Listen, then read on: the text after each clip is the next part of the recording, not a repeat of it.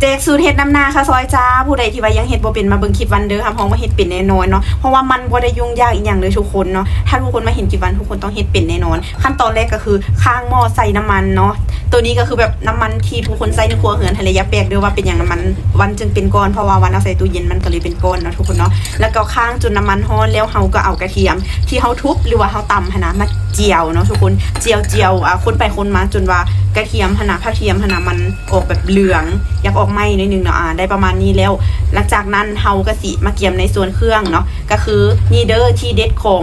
น้ำหน้าข้าวซอยก็จะมีอยู่วันนี้แหละทุกคนเนาะถั่วเน่าหรือว่าถั่วเปื้อแล้วก็มักเผ็ดเปียกหรือว่าพริกแกงนั่นเองเนาะถ้าสมมุติว่าคนไทยยังเฮ็ดอาจจะเฮ็ดได้เด้อเพราะว่ามันใส่วัตถุ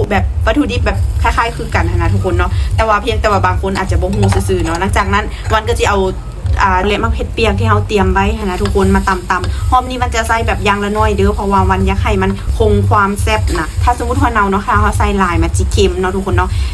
กะปริมาณเอาเด้อถ้าสมมติว่าสิ้นหมูบดหั่นหากวันลายมื้อนี้หั่นวันเฮ็ดครึ่งโลเนาะอันนี้ก็คือครึ่งโลเลยมันก็สิใส่ประมาณน้อยนึงให้มันแบบได้รสชาติสิ้นหมูบดได้รสชาติซีนขนาดทุกคนเนาะใส่หลายก็สิเค็มหลายบ่เป็นหยังเนาะทุกคนแล้วแต่บางคนอาจสิมักใส่ถั่วเน่าหลายนะนู่นนี่อาจจะสุกหน่อยนึงแล้วสินะเนาะเพราะว่าอย่าไปคั่วปะโดนหลายเด้อวันบ่รับประกันยันมันไหม้เนาะทุกคนคั่วประมาณนึงแล้วเฮาก็สิเอาน้ำมาใส่โคกเนาะหรือว่าน้ำล้างโคกขนาดเนาะทุกคนเนาะน้ำล้างโคกนี่นะมาใส่เนาะถอกใส่เลยเนาะนี่แล้วก็คนจังซี่ทุกคนขั้นตอนนี้ก็ทุกคนวันอยากบอกทุกคนว่าน้ำหั่นให้เฮาใส่ประมาณที่แบบว่าเฮาคิดว่าซีนมันจิสุกเด้ออย่าใส่หลายเกินไปเพราะว่ามันจะเห็นให้การที่เฮาต้มหั่นนะมันจะโดนเกินหั่นนะเนาะขั้นตอนนี้ก็คือวันที่ใส่ประมาณนี้เนาะใส่น้ำประมาณนี้แล้วก็คนพยายามคนให้ทุกอย่างหั่นนะมันเข้ากันแล้วก็อีกอย่างซีนหมูบดให้มันแตกออกจากกันมันจะแบบว่าเบิ่งเป็นตาแซ่บกว่าเนาะถ้ามันเป็นก้อนๆมันก็สิแบบเบิ่งเป็นคืออย่างนี้เด้ทุกคนมันจิบ่น่าแซ่บเนาะหลังจากนั้นเฮาก็จิปะจนแบบว่าน้ำที่เฮาเติมลงไปหั่นนะมันแห้งหมดแล้วเหลือน้ำมันจากสิ้นบดหั่นนะน้ำมันจากสิ้นหมูบดหั่นนะอย่างเดียวเนาะทุกคนเหลือแต่น้ำมันหั่นทุกคนคั่วให้มันเป็นแนวนี้เลยทุกคนเห็นบ่นี่น้ำมันที่เห็นในตอนนี้ก็คือน้ำมันของสิ้นบดเด้อเนาะเขาคั่วจนนั้นน้ำแห้งเนาะตอนนี้น้ำบ่มีแล้วเหลือแต่น้ำมันเนาะนี่แหละความแซ่บเขาก็คั่วจนมันแห้งๆเลยทุกคนมันสิเฮ็ดแบบสูตรของวันเองนี่ถ้าบอกว่าผู้ใดกินก็แซ่บแน่นอนสูตรนี้นะวันบอกเลยว่าวันหั่นคั่วแล้วก็ปะไว้จนมันแห้งเหลือแต่น้ำมันเนาะ